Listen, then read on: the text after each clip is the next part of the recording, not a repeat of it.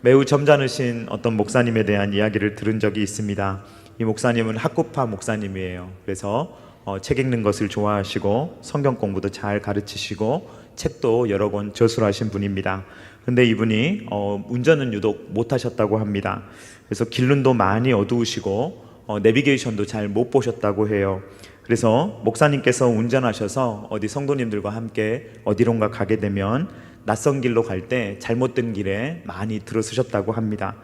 목사님께서 길을 자꾸만 틀리시면 뒷좌석에 가만히 권사님들이 찬송가 325장을 조용히 부르셨다고 합니다. 그래서 무슨 찬양인지 아십니까? 날마다 주를 섬기며 언제나 주를 기리고 그 사랑 안에 살면서 딴 길로 가지 맙시다. 이렇게 그 권사님 되게 재밌는 분이거든요. 그런데 그런 말씀을 하시더라고요. 우리 모두 딴 길로 가지 않기를, 계속해서 끝까지 올바른 길을 갈 수 있기를 주님의 이름으로 축원드립니다. 초창기 초대교회는 올바로 가고 있었어요. 예수님께서 오셔서 세워주신 교회는 바른 길로 가고 있었습니다. 그런데 이제 로마 카톨릭이 다른 길로 가기 시작한 거예요. 초대교회 때는 그렇게 핍박을 받으면서도 하나님의 복음으로 바로 세워져서 교회가 오히려 교회를 로마 지역을 이제 변화시키는 그러한 역사가 일어났는데, 교회가 막상 힘을 갖게 되니까 교회가 이제는 다른 길로 가기 시작했던 것입니다. 그래서 이제 교회가 힘을 가지고 권력을 가지고 휘두르기 시작하니까 중세 천년을 세상 사람들도 뭐라고 부릅니까? 암흑기라고 부릅니다. 하나님의 이름으로 사람들을 괴롭히고 십자군 전쟁을 일으키고 하나님의 이름으로 또 면죄부를 걷고 이런 식으로 하나님의 이름을 가지고 온갖 더러운 일들을 했던 것을 우리는 보게 됩니다. 경로를 벗어난 것이죠. 딴 길로 가게 된 것이죠. 복음의 길을 그냥 갔더라면 절대로 일어나지 않을 일이 딴 길로 가면 이런 일들이 일어나게 된다라는 것입니다. 죄라는 것은 이처럼 정해진 경로를 벗어나서 딴 길로 가는 것을 의미합니다. 이것을 성경의 단어를 통해서 보면 관역을 제대로 맞추지 못했다라는 표현을 의미하는데요. 히브리어로는 하타트라고 하고 헬라어로는 하마르티아라고 하는데 모두 다 어떤 뜻이냐? 관역을 벗어났다라는 뜻입니다. 오늘은 제가 계속 양궁 이야기를 아침부터 하는데요. 이 양궁 선수들이 활을 쏘는 모습을 보면요, 정말 기가 막히게 쏘는 것 같습니다. 어떻게 그렇게 9점하고 10점 이렇게 착착 잘 맞추는 줄 모르겠어요. 그런데 실력이 있는 선수들의 경우고 실력이 없는 선수들 같은 경우는 관역에서 많이 빗나가며 점수를 좋게 얻지 못하는 것을 보게 됩니다. 성경은 뭐라고 하느냐? 관역을 제대로 맞추지 못하는 것을 죄라고 이야기를 하고 있습니다. 여기에서 인간론이 중요합니다. 인간론이 왜 중요하냐면 우린 지금 신학 스케치를 통해서 인간론에 대해서 살펴보고 있지 않습니까? 어떤 사람이 만약에 자기가 빅뱅 이론을 믿는다라고 한다면, 자, 빅뱅 이론을 믿는 사람에게는 이 인생이라는 게 우연히 생겨난 겁니다. 그러면 목표가 있겠습니까? 없겠습니까? 목표가 있을 리가 없습니다. 그냥 인생은 우연한 것이고 저와 여러분들은 우주 먼지입니다. 그러니까 둥둥 떠다니다가 그냥 소멸되면 끝인 거예요. 만약에 우리를 우연의 산물이라고 생각한다면 양궁 경기가 애초에 성립이 되지 않습니다. 왜냐하면 인간에게는 목적이 없어요. 목표가 없어요. 그렇기 때문에 어떤 목표를 향해서 화살을 쏴야 되는 이유가 없습니다. 인간은 그냥 사는 거예요. 삶이 주어졌고 그냥 우주 먼지처럼 떠다니다가 우연의 산물로 인생을 마치면 그만입니다. 이것이 바로 우연이라고 자기의 인생을 믿는 사람의 인생관입니다. 그렇다면 어떤 목적도 없이 그냥 대충 살면 되는 것입니다. 만약에 진화론을 믿는 사람이라면 어떻습니까? 진화론적으로 생각하면 생존이라는 것이 중요합니다. 유전자를 전달하는 생존 기계, 이것이 사람을 또 동물을 정의하는 그러한 정의입니다. 그래서 그냥 유전자만 전달해주면 끝인 거예요. 그래서 어떤 목적을 가지고 인생을 잘 살아야 된다라는 어떤 목적의식 자체가 없는 것입니다. 그러니까 만약에 이 빅뱅 이론이나 진화론적인 인간론을 가지고 이 땅을 살아간다면 관역이라는 것 자체가 존재하지 않습니다. 목표라는 게 존재하지 않습니다. 그냥 하루하루 시간을 때우며 살아가는 것입니다. 그런데 우리가 사람을 보면 예수님을 믿는 사람이든 믿지 않는 사람이든 어떤 목표가 없으면 사람이 잘 살아가지 못하는 것을 보게 됩니다. 사람에게는요, 의미가 중요해요. 내가 살아가는 삶에 의미가 있는가? 내가 지금 하고 있는 행동에 의미가 있는가? 나는 지금 잘 살아가고 있는가? 내가 시간을 잘 사용하고 있는가? 의미를 굉장히 중요시 여긴다라는 것입니다. 그 말은 인간은 어떤 목표점을 두고 그 목표점을 자꾸 맞추려는 어떤 성향을 가지고 있다라는 것입니다. 그래서 우리는 인생을 살아갈 때 인간에게는 분명히 주어진 목적이 있고 그 목적을 향해서 잘 살아가는 것이 잘 사는 삶이다. 반대로 그 목적과 완전히 빗나간 삶을 살면 잘 못 사는 것이다 라고 말할 수가 있는 것입니다. 그런데 이제 궤변이죠. 이 세상 사람들은 어떤 궤변을 펴는 경우가 있는데 어떤 경우냐? 일단 살아요. 그 다음에 의미를 부여하는 거예요. 내가 이렇게 살아놓고 나중에 보니까 이런 의미였구나 라는 식으로 의미를 부여하는데 이것은 매우 잘못된 생각입니다. 예전에 피너츠라는 유명한 만화에서 풍자된 이야기인데요, 아주 유명한 이야기입니다. 찰리 브라운이요, 화살을 쏘는데요, 찰리 브라운이 화살을 쏘면요 아무데나 쏘는 거예요. 아무데나 쏘고 나서 나중에 거기에 관역을 그리는 겁니다. 백발백중입니다. 쏠 때마다 다 관역에 정통하게 되는 것입니다. 찰리가 이렇게 하니까 옆에 루시가 뭐 하는 거냐고 물어봅니다. 왜 그렇게 해? 그러니까 찰리가 이렇게 이야기합니다. 이렇게 하면 절대로 빗나가는 일이 없으니까 라고 이야기를 하는 것입니다. 기생충에 나오는 이야기하고 똑같은 거예요. 송강호 씨가 뭐라고 합니까? 완벽한 계획은 계획을 세우지 않는 것이다. 계획은 틀어지기 마련이니까 계획을 세우지 않으면 계획대로 된다라는 식의 궤변을 펴는 것입니다. 만약에 올림픽 경기를 하는데 관역이 없고 선수들에게 아무데나 쏘게 한 다음에 관역을 그린다면 도대체 누구에게 금메달을 줘야 되겠습니까? 모두가 만점인데요. 모두가 10점을 쏘는데 어떻게 그 사람들에게 잘했다라고 말할 수가 있겠습니까? 그러므로 우리는 성경의 인간관, 사람은 하나님의 형상대로 지음을 받았고 사람이 살아가야 되는 명확한 어떤 목적이 있다, 관역이 있다, 인간이 맞추어야 되는 어떤 정확한 목표점이 있다라는 것을 성경은 우리에게 이야기를 하고 있습니다. 지난주 여러분 인간의 사중 상태에 대해서 여러분 설교를 들으셨는데 기억나십니까? 인간의 사중 상태에 대해서 한번 복습해 보도록 하겠습니다. 인간 본성의 사중 상태를 보면 우리 한번 같이 읽어보도록 하겠습니다. 시작. 무죄, 죄인, 은혜, 영광. 인간은 무죄의 상태일 때가 있었어요. 그 다음에 죄인인 상태가 있습니다. 은혜의 상태가 있고요, 영광의 상태가 있습니다. 최초의 무죄의 상태는 어떤 상태입니까? 죄를 지을 수도 있고 짓지 않을 수도 있는 그러한 완벽한 가능성을 가진 상태, 그러니까 완벽한 의미로서의 자유의지를 가진 상태가 바로 무죄의 상태입니다. 그런데 이때는요, 그러니까 화살을 쏘기 전인 거예요. 지금 화살을 쏘기 전이라서 이 화살이 관역을 맞출지 못 맞출지 알 수 없는 상황, 그것이 바로 무죄의 상태입니다. 그런데 순종함으로 영생을 얻을 수도 있고 불순종함으로 영벌을 받을 수도 있는 가능성을 가진 상태, 그 상태가 최초의 무죄의 상태입니다. 그런데 두 번째 상태는 뭐냐면요, 죄인의 상태예요. 죄인의 상태는 화살을 쐈는데 관역을 맞췄다 못 맞췄다? 관역을 맞추지 못한 상태, 그것을 두 번째 죄인의 상태라고 말하는 것입니다. 지금 아담과 하와가 이제 대표 주자로 선 거예요. 그래서 아담이 화살을 쐈는데요, 관역을 못 맞춘 거예요. 아예 못 찾은 거예요. 관역에서 보니까 아예 관역 안에 화살이 들어오지 않았어요. 0점입니다. 자, 아담은요 인류의 대표 선수예요. 아담이 0점이면 저와 여러분들이 몇 점입니까? 저와 여러분들도 0점이에요.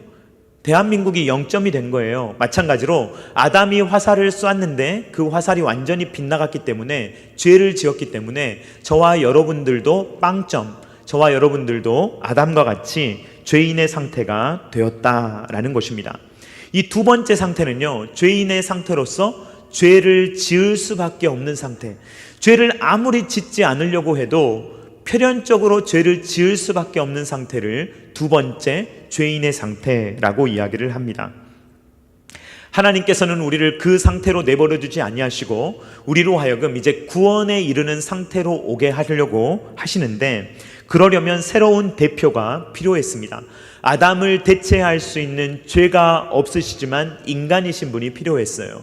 그래서 예수님께서 오셔서 이제는 십자가에서 우리의 모든 죄를 사하시고 우리로 하여금 구원의 상태를 우리가 가질 수 있도록 그렇게 해 주셨다라는 것입니다.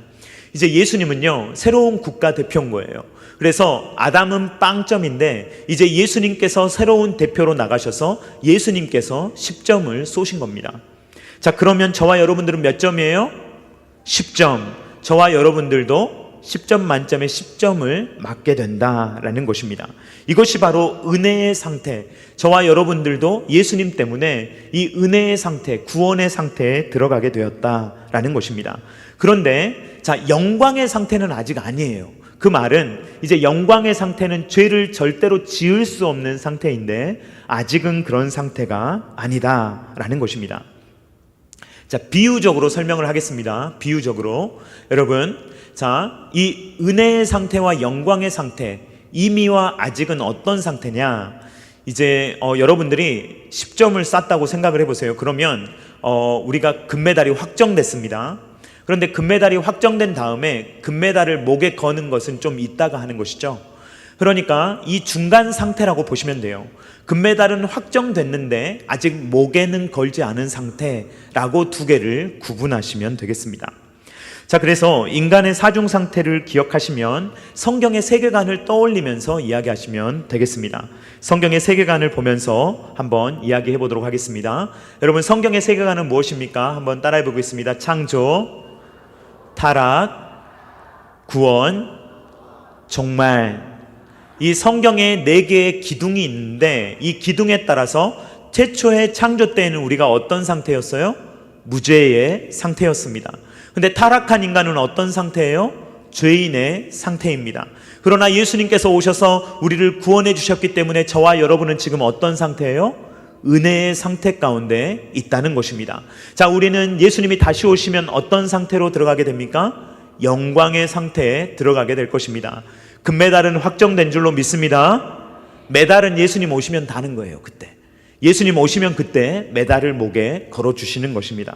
그래서 여러분들이 인간의 사중 상태를 기억하신다면 최초의 무죄의 상태가 좋겠습니까? 아니면 구원의 상태가 좋겠습니까?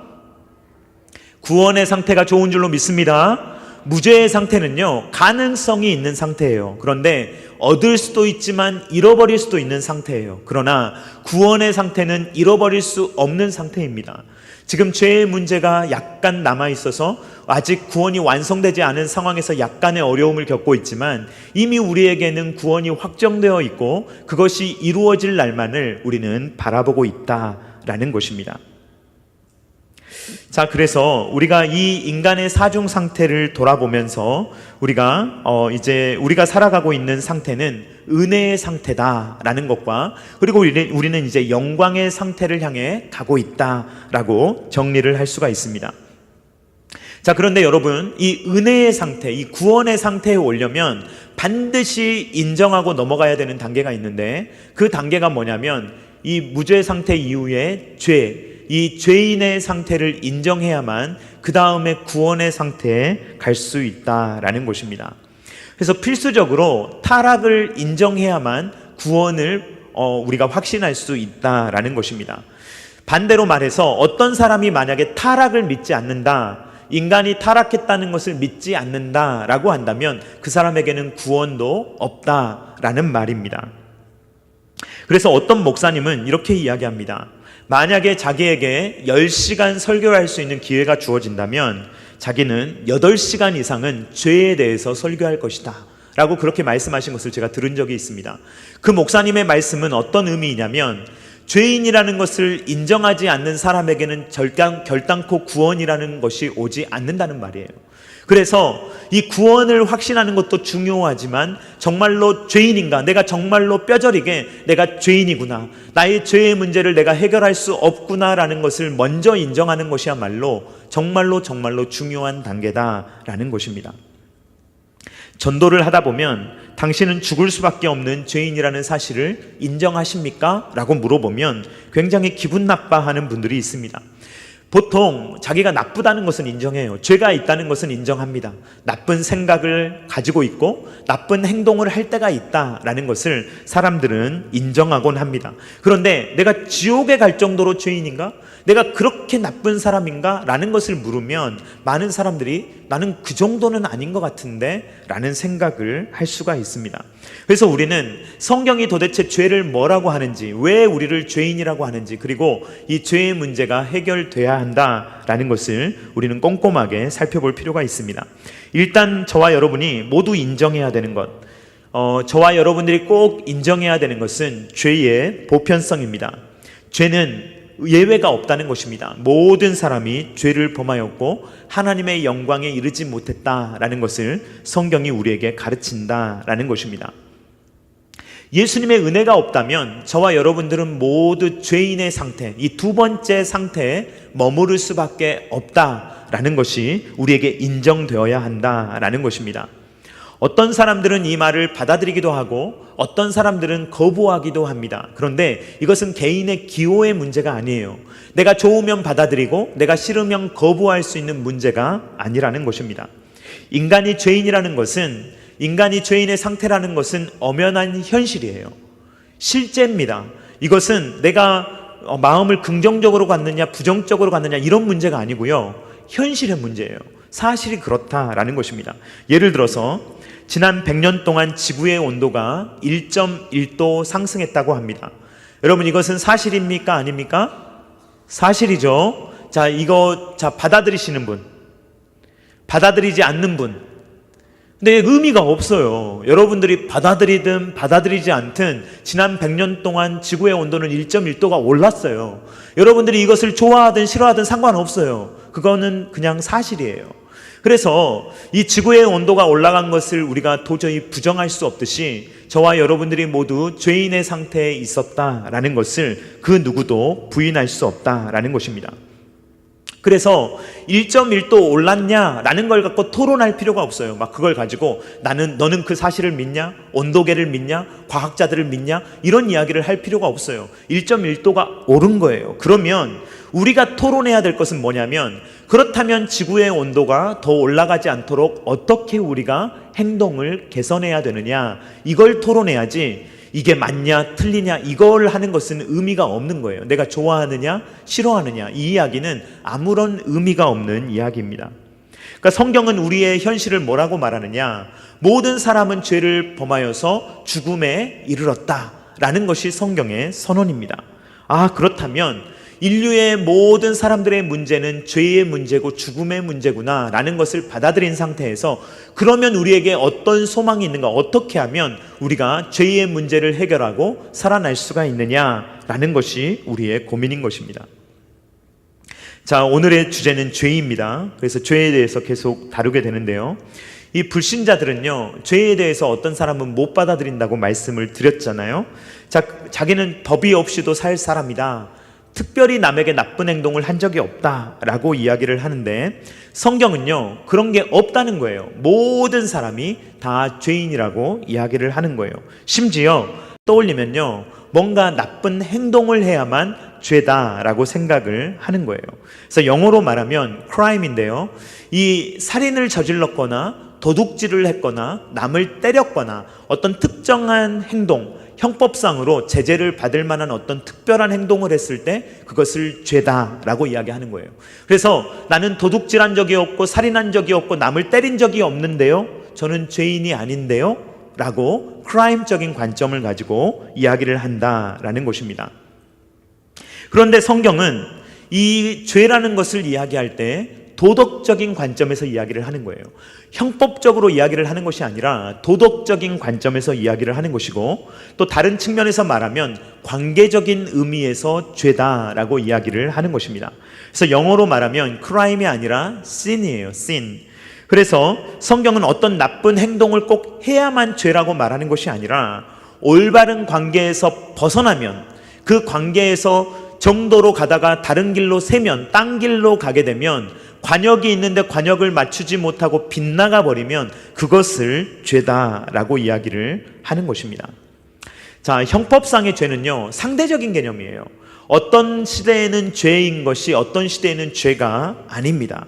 예를 들어서 극단적인 예를 들면 나치가 그 독일을 장악했을 때는요, 유대인들을 잡아서 죽이는 것이 합법이었습니다.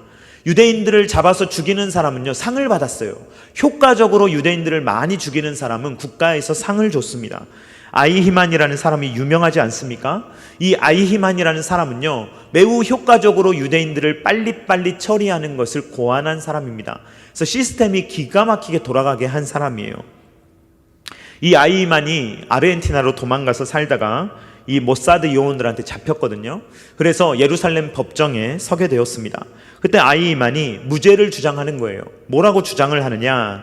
자기는 나치 정부의 공무원이었다는 거예요. 그래서 자기는 공무원이었기 때문에 나라에서 시키는 일을 했을 뿐이라는 거예요. 나라가 시키는 일을 충실히 한 것이 왜 자기에게 죄가 되느냐라고 묻는 거예요. 거기에 모여있는 모든 사람은요, 아이히만이 죄인이라는 걸 알아요. 수많은 사람들을 죽인 일에 그 사람이 주동자라는 것을 모든 사람이 압니다. 그런데 형법상으로는요, 아이히만이 유죄라고 쉽게 말을 못하는 거예요. 왜냐하면 아이히만의 말이요, 형법상으로는 말이 되거든요. 그러나 신이라는 것은 이 크라임과 다르게 절대적인 개념입니다. 상대적으로 어떤 때는 죄였다가 어떤 때는 죄가 아니고 이런 개념이 아니라, 이 신이라는 죄의 개념은 절대적인 개념이에요. 어제도 죄였던 것이 오늘도 죄고, 오늘도 죄인 것은 내일도 죄인 것을 신이라고 합니다. 예를 들어서 자녀가 자기를 낳아준 부모님을 조롱하고 경멸한다 라고 한다면, 그것은 시대를 막론하고 동서양을 막론하고 어떤 문화권을 막론하고 죄다라고 이야기를 합니다. 성경도 부모를 조롱하는 자녀에게 심한 저주가 있을 거라고 말하는데요, 잠언 30장 17절 말씀 같이 읽도록 하겠습니다. 시작. 아비를 조롱하며 어미 순종하기를 싫어하는 자의 눈은 골짜기의 까마귀에게 쪼이고 독수리 새끼에게 먹히리라. 엄청 무서운 말씀이잖아요. 이렇게 자녀들이 되기를 바라는 부모가 누가 있겠습니까? 아무도 없죠. 그러나 문화권을 막론하고 만약에 자녀들이 부모를 업신여기고 부모에 대해서 나쁜 마음을 갖는다면 그것은 어떤 문화권에서도 좋게 보이지 않는다라는 것입니다. 자, 그래서 이러한 어떤 절대적인 개념을 가지고 우리가 바라본다면, 인간이 하나님의 형상으로 창조되었는데 하나님을 예배하지 않고 우상을 섬기며 하나님을 무시하고 경멸하고 업신여긴다면 그것은 마치 자녀가 부모를 업신여기는 것과 같은, 오히려 그것보다 훨씬 더 큰 범죄다라고 이야기를 하고 있다라는 것입니다. 그래서 성경이 말하는 가장 큰 죄가 뭐냐? 불신입니다. 하나님을 믿지 않는 것, 하나님과 올바른 관계를 맺지 않는 것이야말로 성경이 규정하는 이 세상에서 인간이 지을 수 있는 가장 못되고 가장 큰 죄악이다라고 이야기를 하는 것입니다. 그래서 오늘 이사야 말씀을 보면 죄는 무엇이냐? 하나님과 단절되는 것이다. 하나님과 관계가 빗나가는 것이며 하나님과의 관계가 딴 길로 가는 것이다 라고 이야기합니다. 이사야 59장 2절 말씀 같이 읽도록 하겠습니다. 시작. 오직 너희 죄악이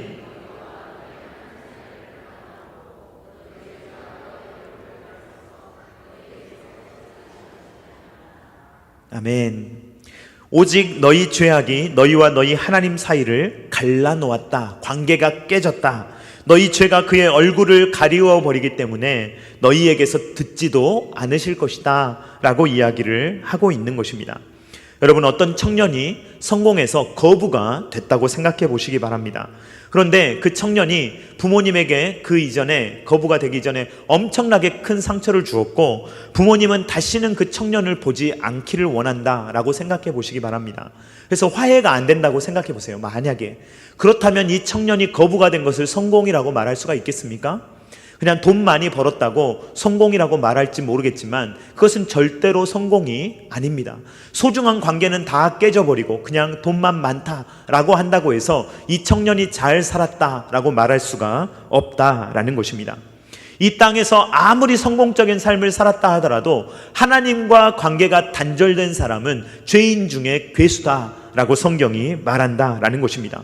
사람에게 있어서 가장 중요한 것은 이 목표점에 있어서 10점을 쏘는, 사람에게 있어서 가장 중요한 일은 하나님과의 관계를 맺는 일인데, 하나님을 믿지 않는 사람은 표적에서 벗어나도 한참 벗어나 있기 때문에 하나님을 믿지 않는 사람이야말로 지독한 죄인이다 라고 성경이 말하는 것입니다.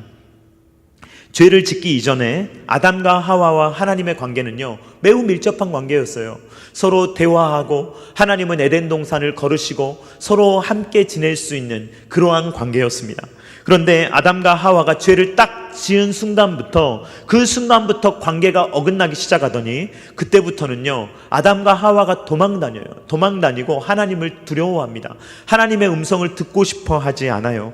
그것이 바로 죄의 결과이며 그것이 바로 지옥 아닙니까? 지옥은 무엇입니까? 하나님과 이제 영원토록 단절되는 것, 그것이 바로 지옥의 개념입니다. 하나님은 전능자이십니다. 하나님께서 구원하시지 못할 죄인은 없습니다. 그런데 아무리 사소한 죄를 지은 사람이라고 할지라도 그 사람은요, 하나님과의 관계가 회복되어야 구원을 받을 수 있다라는 것입니다.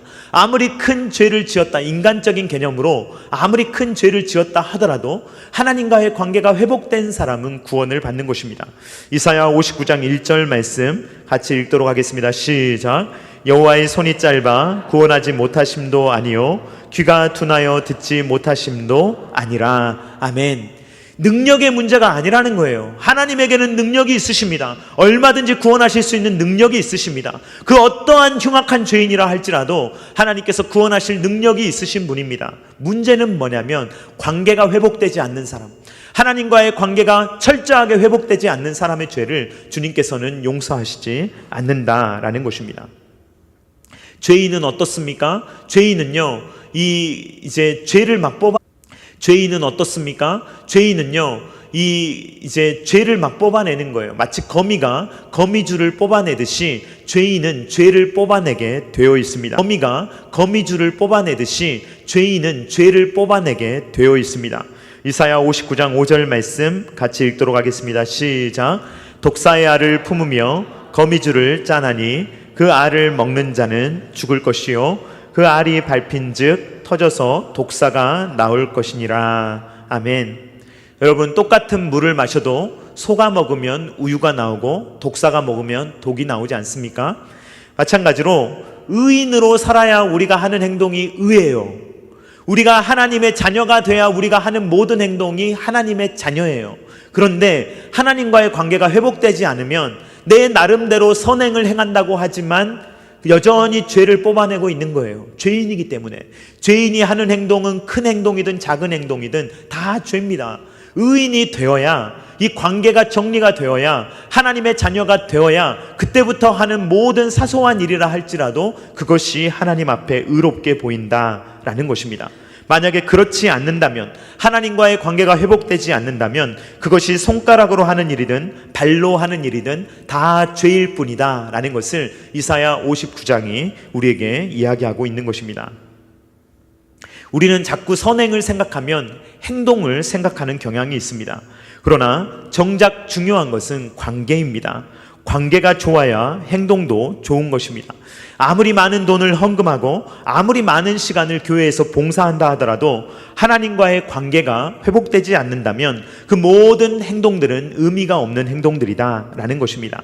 하나님과의 관계가 늘 올바르게 회복되어 있어야 우리가 하는 모든 일들이 가장 사소한 일이라 할지라도 진정한 의미에서 아름다운 의미를 갖게 된다라는 것입니다.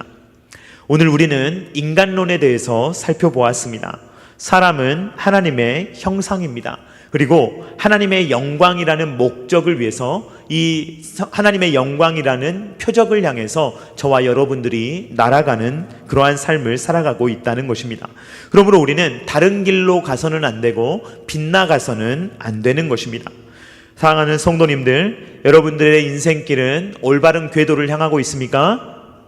올바른 궤도를 향하고 있는 줄로 믿습니다. 여러분, 올바른 방향을 향하고 있다면 여러분 딴 길로 가지 마시기를 주님의 이름으로 축원드립니다. 신앙생활은 결국 하나님과의 관계입니다. 이 관계를 잘 지키는 것, 이것이 신앙생활입니다. 그러려면 마음을 잘 지켜야 합니다. 여러분들의 마음을 지키고 생각을 지켜야 합니다. 마음을 지키지 않으면요, 마음이 삐뚤어져요. 그래서 삐딱하게 세상을 보게 됩니다. 생각이 빗나가잖아요. 그러면 계속 빗나간 생각을 해요. 그래서 이렇게 봐야 되는데 이렇게 보는 거예요. 그래서 우리의 마음과 생각을 잘 지켜야 합니다. 딴 길로 가지 않고 올바른 길로 가서 관역을 잘 맞춰야 하는 것입니다. 오늘도 말씀과 기도로 살아가고 성령 충만함으로 살아감으로 우리가 잘 살아가고 있는 줄로 믿습니다. 이렇게 잘 살아가는 우리의 삶이 하나님의 영광이라는 관역에 아름답게 꽂히는 삶을 살아가는 저와 사랑하는 성도님들 다 되실 수 있기를 주님의 이름으로 축원드립니다. 주님의 이름으로 축원드립니다. 우리 같이 찬양하도록 하겠습니다. 예수가 함께 계시니 우리 같이 찬양하겠습니다.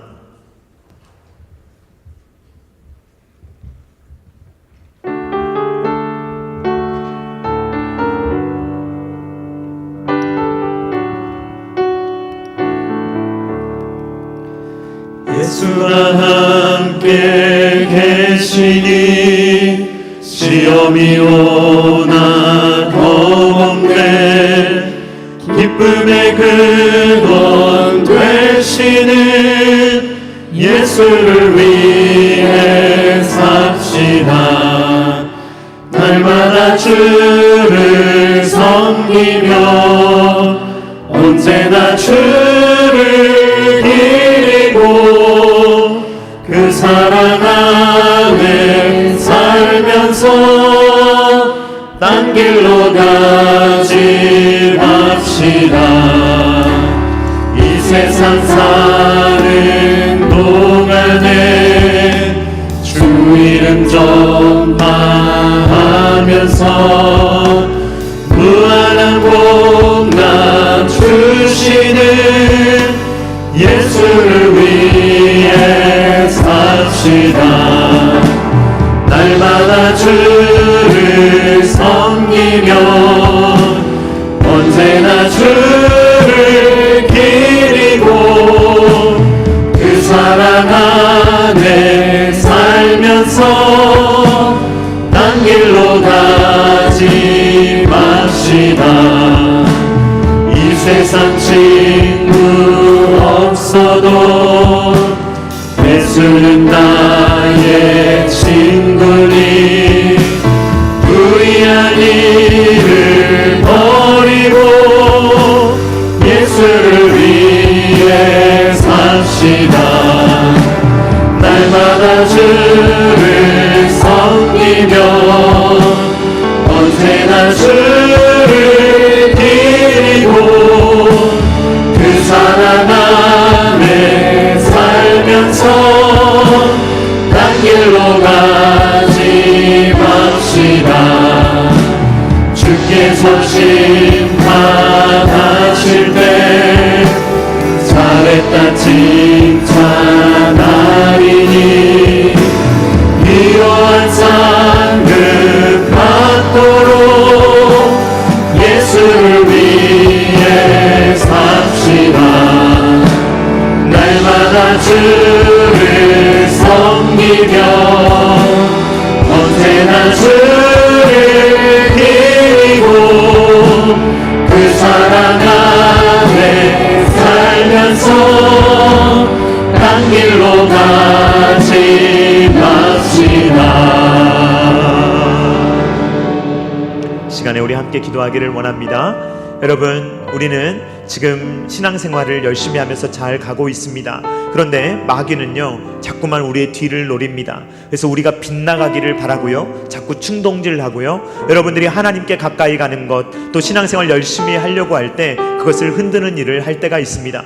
여러분, 우리가 기도할 때 주여 우리가 흔들리지 않도록 도와주시고 딴 길로 가지 말게 하시고 빗나가지 말게 하시고 우리가 하나님의 영광이라는 관역을 위해서 아름답게 일평생 살아갈 수 있도록 우리의 마음과 생각과 뜻과 인생을 지켜달라고, 우리 가정을 지켜달라고, 교회를 지켜달라고, 나라와 민족을 지켜달라고 다 같이 주여 한번 외치고 기도하겠습니다. 주여,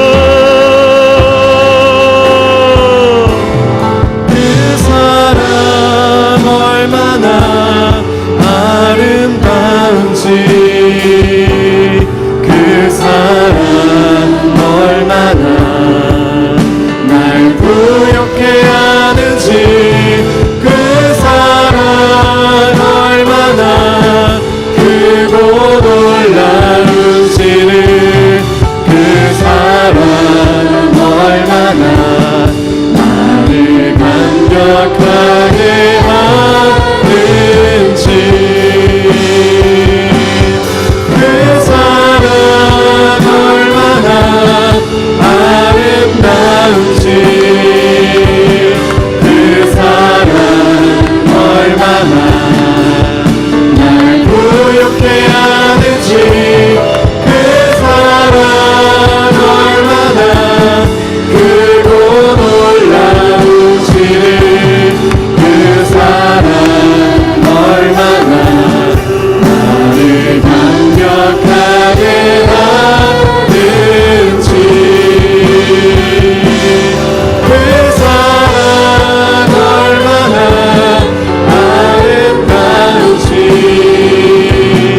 그 사랑 얼마나 날 부욕해 하는지 그 사랑 얼마나 크고 놀라운지를 그 사랑 얼마나 나를 감격하게 하는지. 사랑하는 하나님 아버지, 감사를 드립니다. 인간의 사중 상태를 돌아보며 하나님께서 우리의 죄인의 상태였던 그 모든 관계를 역전시키시고 은혜의 상태로 우리를 바꾸어 주시기 위해서 주님께서 어떤 일을 하셨는지를 보게 하시며 그 죄인의 상태를 우리로 하여금 보게 함으로써 우리의 인간의 문제가 무엇인지를 우리로 하여금 바라보게 하시니 감사를 드립니다. 주님, 아담은 0점을 쏘았습니다. 아담은 아무것도 맞추지 못했습니다. 그러나 예수님께서 이 땅에 오셔서 10점을 쏘시고 우리로 하여금 의인의 상태로 만들어주시며 우리가 하는 모든 일들을 의롭게 받으시니 감사를 드립니다. 주여, 우리가 잘 가고 있습니다. 그렇다면 딴 길로 가지 않도록 우리를 붙들어 주시옵소서. 빗나가지 않도록 우리를 붙들어 주시옵소서. 사탄 마귀가 우리의 마음과 생각을 아버지 하나님 정말 다스리지 못하도록 우리의 마음과 생각을 주님 무너뜨리지 못하도록 오직 주님께서 우리의 마음과 생각을 지켜 주시옵소서. 성령 하나님 함께하여 주시옵소서. 말씀하여 주시옵소서. 가르쳐 주시옵소서. 그리하여서 모든 악한 괴계로부터 우리를 지켜 주시오며 우리가 주님 딴 길로 가지 아니하고 오직 주님께서 기뻐하시는 길만 걸어갈 수 있는 그리하여서 모두 하나님의 영광이라는 관역에 아름답게 주님 우리가 안착할 수 있도록 우리 모두를 붙들어 주시고 주님께서 은혜를 베풀어 주시옵소서. 이제는 우리 구주 예수 그리스도의 십자가의 무한하신 은혜와 독생자 아들을 아낌없이 내어주신 성부 하나님의 사랑하심과 성령 하나님의 감동, 감화, 역사, 교통하심이 우리는 완전히 빗나갔었지만 예수님께서 우리를 다시금 올바른 궤도로 올리시며 하나님의 영광으로 가게 하심을 우리가 바라보며 이 땅을 살아갈 때 이제 다시는 딴 길로 가지 않으며 다시는 빗나가지 않으며 성령 하나님께서 우리의 마음과 생각과 뜻을 지켜주실 때 그 뜻에 순종하며 살아가기를 원하는 말씀과 기도로 일평생을 살아가기를 원하는 사랑하는 모든 주의 자녀들의 머리 위에와 각 가정과 주님께서 피로 값주고 사신 첨단 계략교회 위에와 조국과 세계 열방 가운데 이제로부터 영원토록 함께 있기를 간절히 축원하옵나이다. 아멘.